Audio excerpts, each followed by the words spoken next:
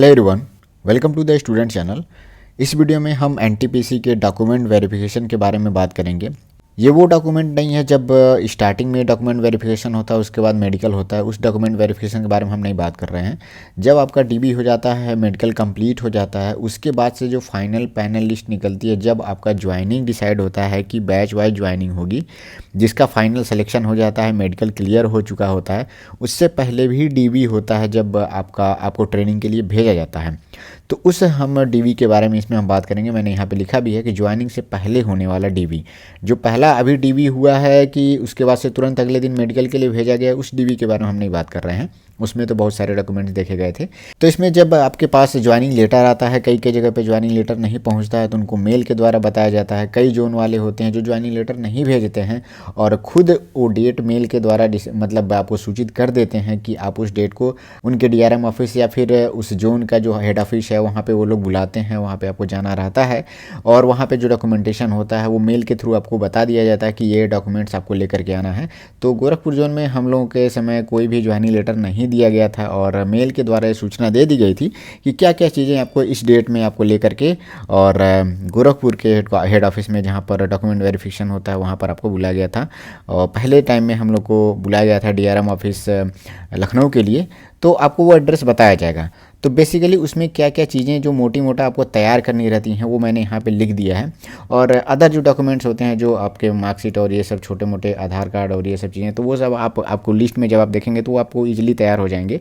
लेकिन जो मेन दिक्कत कहाँ आती है वो मैं आपको बता रहा हूँ। सबसे पहला जो इसमें जो आपको लेकर के जाना रहता है वो बैंक चेक लेकर के जाना रहता है। बहुत से लोग होते हैं जिनके पास चेकबुक नहीं होता है और वो लोग सिंपली अपना बैंक अकाउंट खोले रहते हैं और एटीएम कार्ड उनके पास होता है, लेकिन चेकबुक उनके पास नहीं रहता है।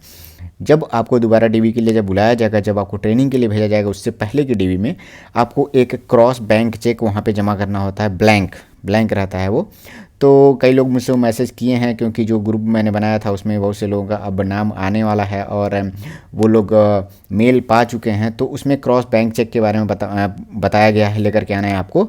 तो देखिए उसमें कुछ करना नहीं होता है, बस आपको अपना नाम फिल करके उसके बाद से उस चेक को क्रॉस कर देना आता है पेन से। तो वो चीज़ आप वहीं पे कर सकते हैं डीआरएम ऑफिस पे। घर से आपको करके ले आने की ज़रूरत नहीं होती है। उसमें कोई अदर किसी का मुहर या फिर कोई और चीज़ करने की ज़रूरत नहीं पड़ती है। तो ये चीज़ बहुत ही सिंपल है। बस आपको चेकबुक लेकर के बैंक से मतलब जाना होगा, बैंक से आप चेकबुक बनवा लीजिएगा, बहुत ईजिली वो बन जाता है।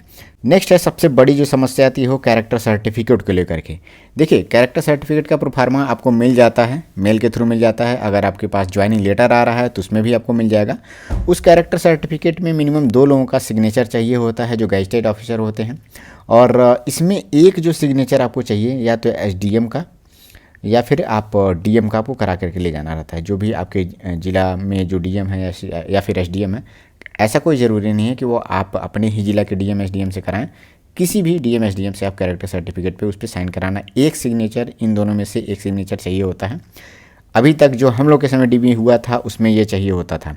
अभी क्या है कि ले लेते हैं कि नहीं लेते हैं वो बात अलग है।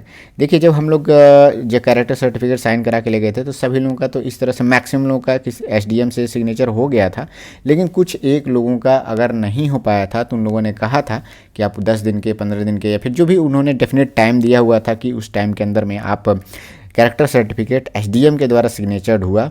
एक सिग्नेचर, वैसे तो 2 कराना रहता है, तो एक एसडीएम का कंफर्म मतलब कंपलसरी था। बाकी अदर किसी भी आप गवर्नमेंट स्कूल के प्रिंसिपल से आप करा सकते हैं, वो भी गैजेटेड ऑफिसर होते हैं। कोई आप सीएमओ से करा सकते हैं। ये होता है कि ये लोग गैजेटेड होते हैं और ये सिग्नेचर कर देते हैं।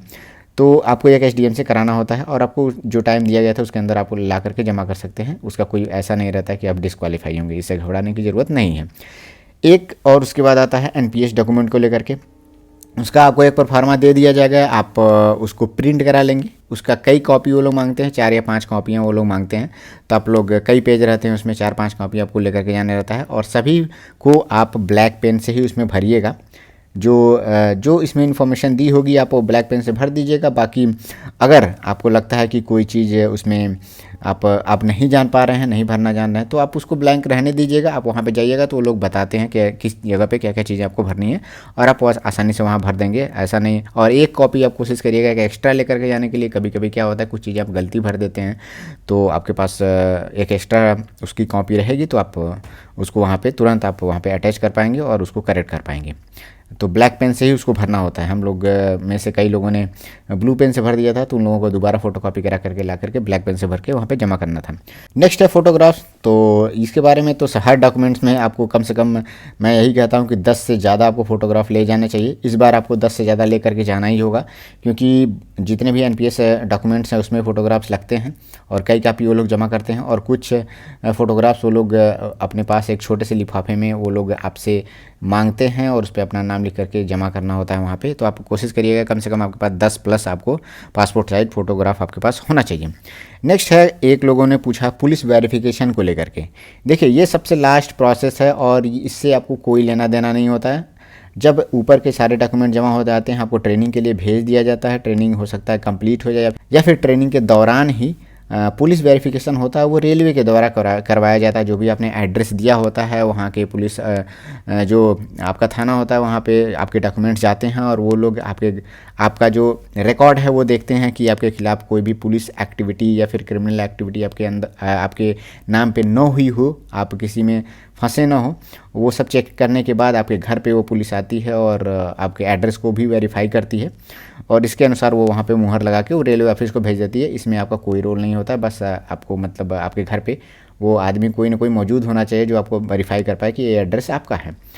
तो ये होता है, ये सबसे लास्ट में होता है, इससे आपको ज़्यादा घबराने की ज़रूरत नहीं है। बाकी एक जो मेन चीज़ है मैं इसमें बता रहा हूँ कैरेक्टर सर्टिफिकेट को लेकर के, क्योंकि उस समय हम लोगों के समय में जो डिस्ट्रिक्ट के जगहों पे थोड़ा सा प्रोटेस्ट चल रहा था तो साइन कराने में बहुत दिक्कत हो रही थी। कई लोगों को दिक्कत हुई थी, लेकिन उनके उसके लिए टाइम मिला हुआ था। वो लोग बाद में एसडीएम का सिग्नेचर करा के जमा कर दिए थे।